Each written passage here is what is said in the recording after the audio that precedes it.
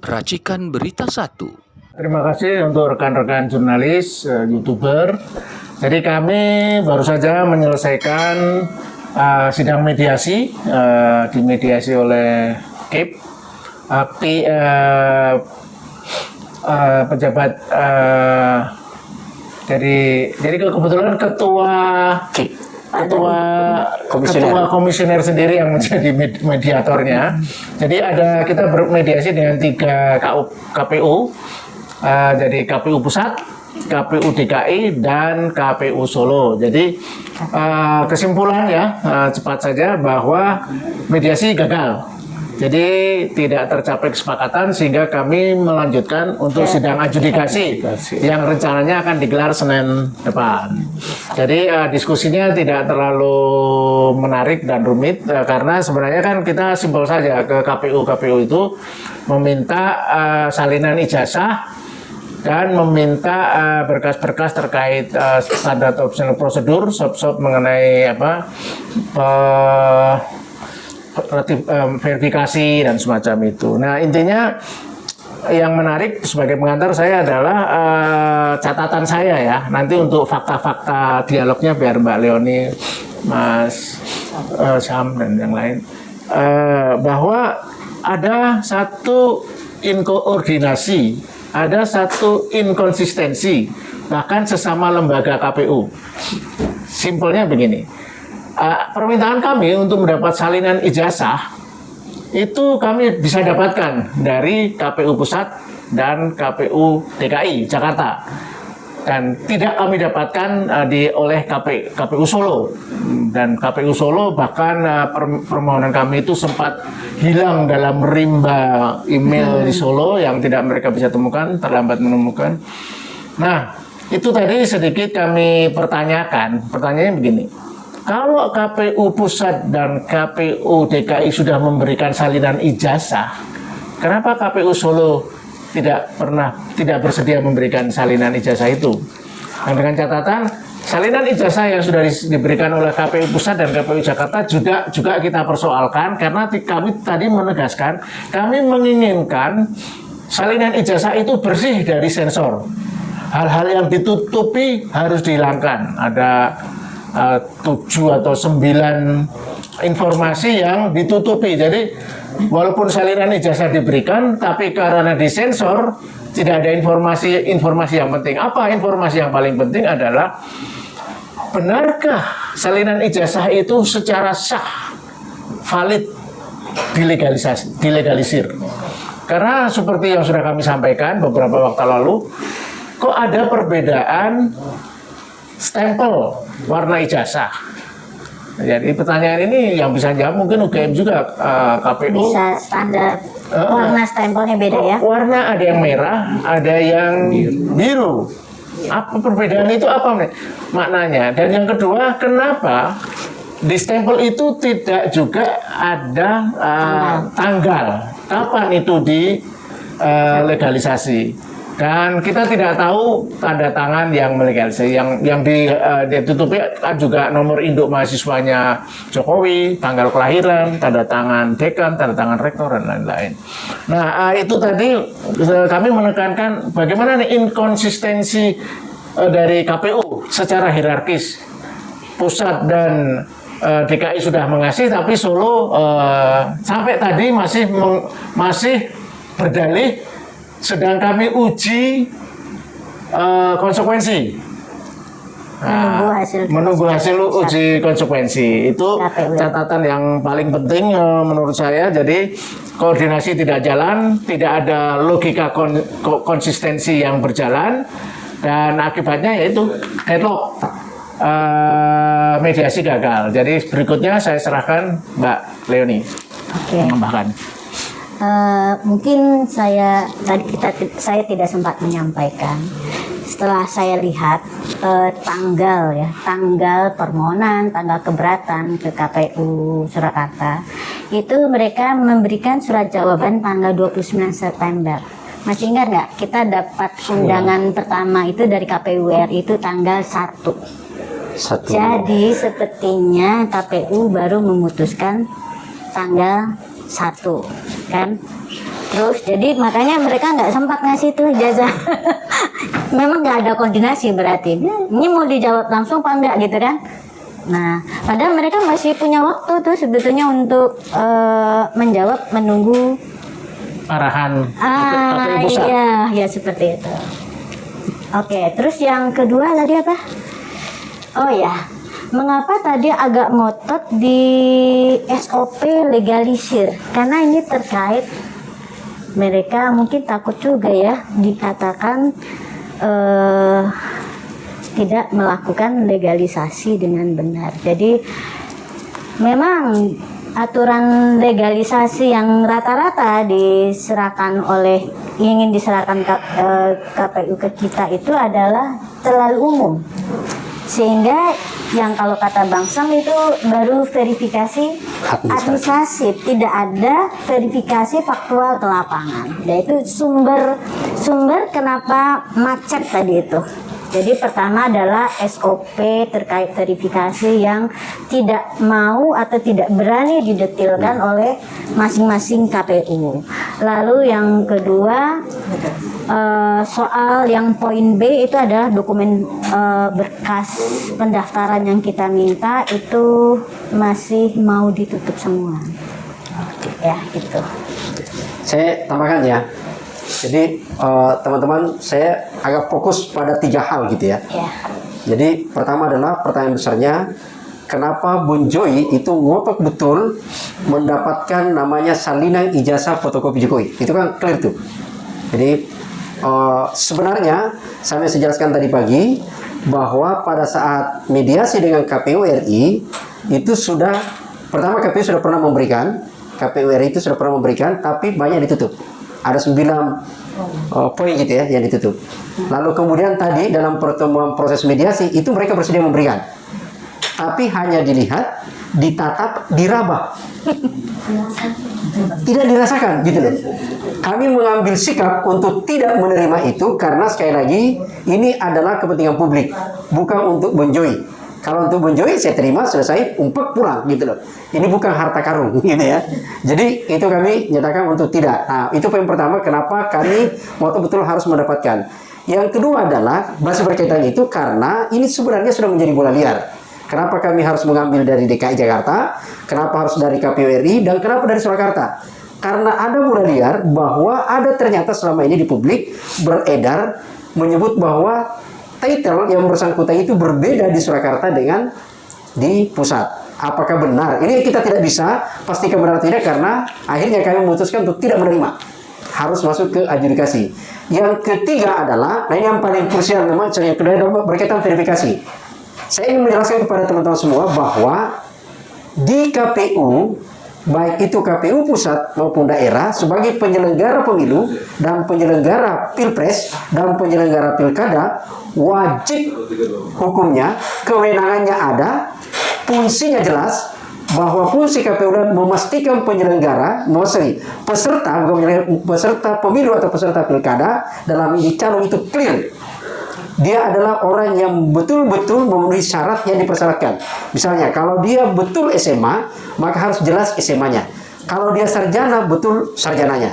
Maka itu harus diverifikasi. Dalam tahapan itu, kita membagi 2. Ada namanya verifikasi administrasi, itu ketika kandidat datang melalui LO-nya ke KPU, itu kemudian menyerahkan dokumen-dokumen kemudian diverifikasi.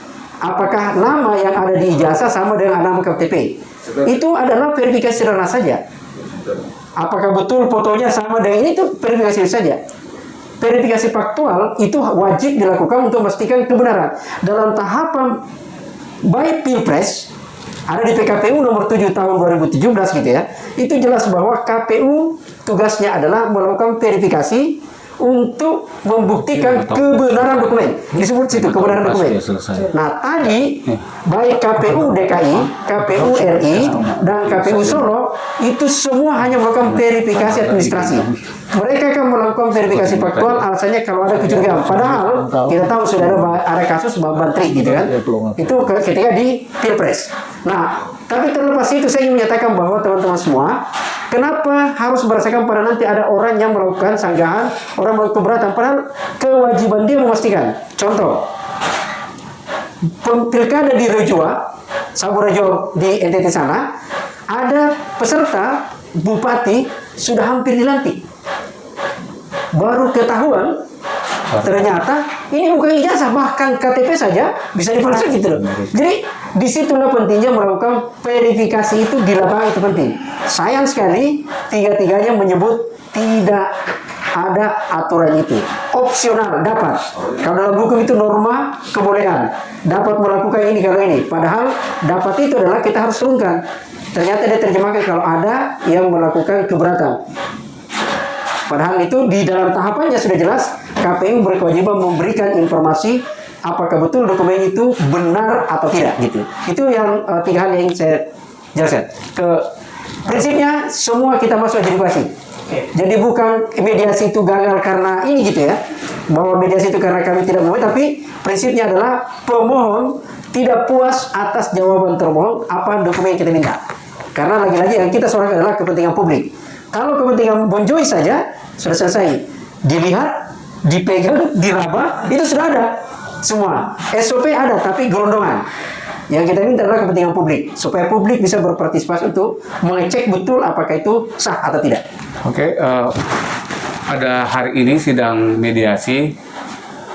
Tadi dari jam 9, jam 11, dan jam 1 itu gagal karena dari pihak KPU tidak mau transparan, nggak mau hanya mau melihatkan saja, tapi nggak mau difotokan buat kami. Kenapa kami ngotot ijazah dan kedua KHS itu kan ada nilai situ, karena kami mau konfirmasi, karena Pak Jokowi sendiri yang mengatakan IP dia kurang dari 2. Apa benar nggak? Makanya itu kami ngotot untuk supaya mengecek, mengcross check. Tapi faktanya di sidang tadi tidak ada kesepakatan karena kami menolak. Kalau cuma mau kasih tunjuk aja, kami mau supaya barang itu ada di kami supaya kami lihat. Akhirnya tetap sidang kami pada hari ini lanjut ke adjudikasi karena tidak ada kesepakatan bersama. Terima kasih. Ada sedikit ini ya. Waktu pertama itu kan dengan KPU, permintaan dokumen kita terbagi 2, yaitu yang soal SOP dan bagian yang dokumen berkas calon. Nah, waktu KPU kami memang menyepakati tadi bahwa itu diselesaikan lewat mediasi. Jadi nanti pada sidang dengan KPU kita mungkin tidak melihat adanya perdebatan soal SOP. Tetapi ketika kami masuk ke KPU DKI, KPU Surakarta, ternyata kami melihat tidak adanya SOP yang detail. Itu ternyata itu suatu kelalaian kelemahan yang sangat fundamental ya. Sehingga akhirnya kami minta itu tetap dilanjutkan semua bagian yang A itu, permintaan SOP itu ke adjudifikasi.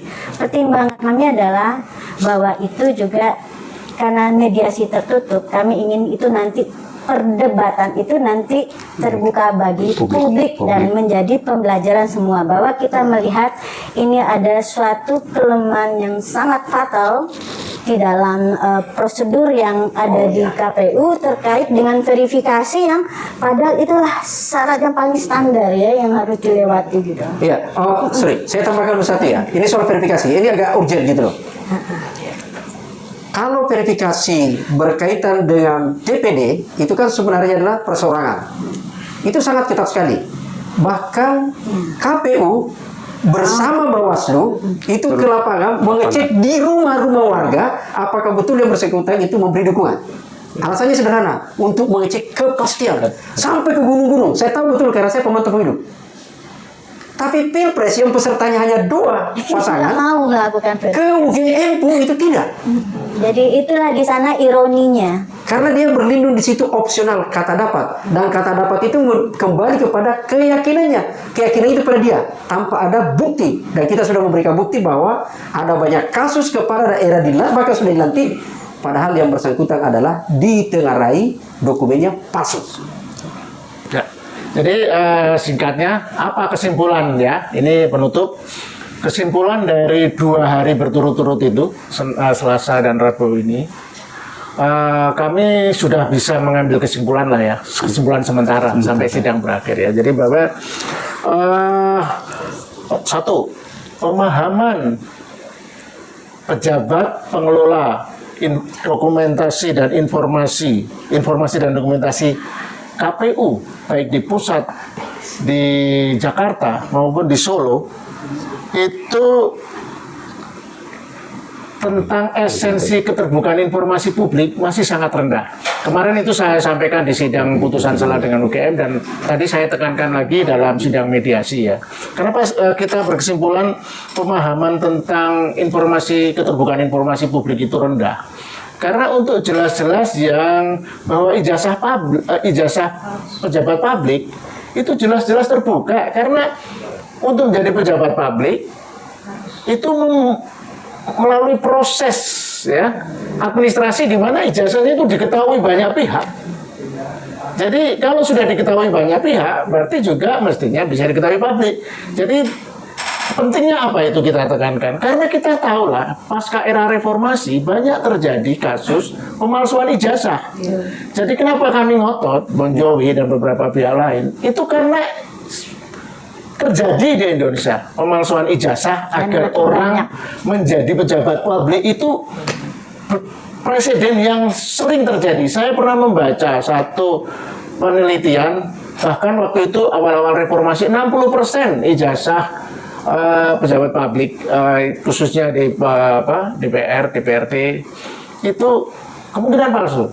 Nah, ini adalah momentum kita bersama ya dengan kasus beli dari kasus ijazah Pak Jokowi ini. Itu harus kita tegakkan. Tidak boleh ini terjadi di Indonesia ini.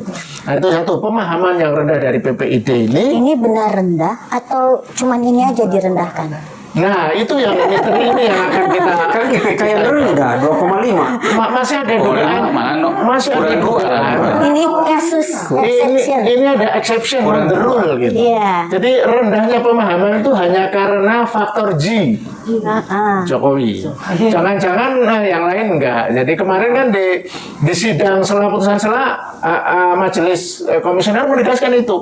Kalau satu dokumen itu terbuka berlaku untuk siapa saja dong. Bukan dikecualikan untuk dokumennya Pak Jokowi gitu. Nah, jadi urut-urutan gonjang-ganjing ijazah palsu yang sudah berjalan lebih dari 3 tahun ini tetap tidak akan terungkap jika PPID, KPU dan UGM dan kepolisian nanti masih Memanfaatkan menggunakan menjunjung tinggi asas ketertutupan untuk melindungi pejabat yang istimewa itu. Memanfaatkan uji konsekuensi untuk melindungi itu. Yang kedua, jadi selain pemahaman yang rendah ya, jadi selalu tadi alasannya kalau dalam diskusi mediasi kami akan lakukan uji konsekuensi. Uji konsekuensi seolah uji konsekuensi itu menjadi modus, menjadi dalih untuk enggan.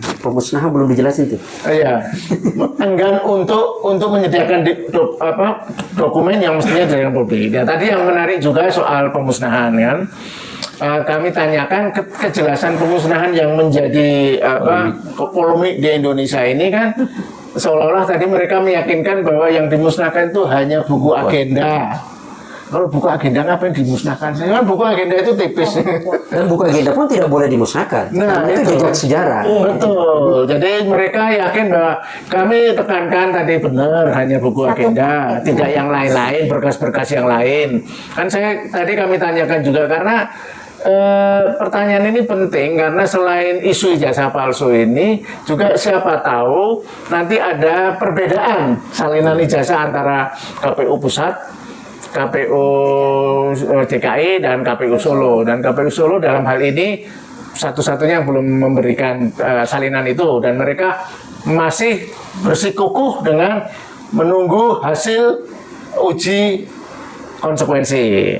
Nah, jadi yang kedua yang tadi rendahnya pemahaman keterbukaan publik, yang kedua adalah etos kerja kawan-kawan PPID ini. Nggak tahu apakah mereka kecenderungannya pegawai negeri ya? Ya, oke. Jadi tidak menunjukkan etos orang yang punya kecenderungan ingin melakukan keterbukaan. Jadi sangat kuat, rezim ketutupan masih menguasai. Jadi gaya-gaya birokratisasi era Orde Baru masih carry over, terus dibawa ke era reformasi ini, dan kembali semakin parah di era ijazah Jokowi, misteri ijazah Jokowi ini. Jadi kecenderungan kami sih sementara ini ya memang ada satu uji konspirasi untuk menutupi, ya. Tidak ada keinginan sedikit pun atau rasa ingin tahu bahwa mereka ingin membantu masyarakat membuka, karena ya kalau itu semuanya clear, asli dan secara administratif dokumen-dokumen itu ada, mestinya tidak ada yang salah kan memberikan ke publik ini. Kan tugas mereka melayani, tugas PPID itu melayani publik. Mereka dipekerjakan di bidang PPID itu untuk melayani publik, karena yang menggaji adalah publik. Nah, jadi lemah, apakah satu karena lemahnya pengetahuan atau pemahaman, atau karena memang etos kerja yang rendah, karena memang ada semacam konspirasi untuk menutupi. Nah, akan kita tunggu pada babak berikutnya pada sidang-sidang di KPI ini. Demikian kawan-kawan. KIP ya. Maaf. Sorry, yang soal dulu, soal pemusnahan gitu ya, supaya clear. Jadi kenapa ini juga bagian untuk kita bagian yang kita bawa masuk ke adjudikasi, karena kami tidak mau ini seolah-olah tertutup lalu kemudian clear di publik gitu loh. Karena tadi pun tidak terjawab tuntas. Memang betul bahwa ada aturan yang dikeluarkan oleh KPU tahun 2023 berkaitan dengan JRA, jadwal retensi arsip gitu loh. Itu ada gitu ya. Tapi kan pertanyaannya adalah apakah proses pemusnahan itu ada? Ketika ditanya tadi, mereka menjawab, oh itu jadwal disebutkan. Jadi tadi pertanyaan kami adalah, apakah betul tidak ada pemusnahan atau ada? Dia sebut tidak ada. Tapi kan di jawaban di kami poin 10 itu musnah gitu loh. Musnah berarti kan tidak ada. Sehingga ya sudah sempat menyatakan memang bahwa itu terbuka. Tapi ketika terakhir dia juga menyatakan tidak, ya hanya kita bawa masuk ke adjudikasi. Jadi perdebatan soal pemusnahan juga dia bagian akan kita perdebatkan nanti di forum adjudikasi. Siap. Oke. Sekian. Terima kasih.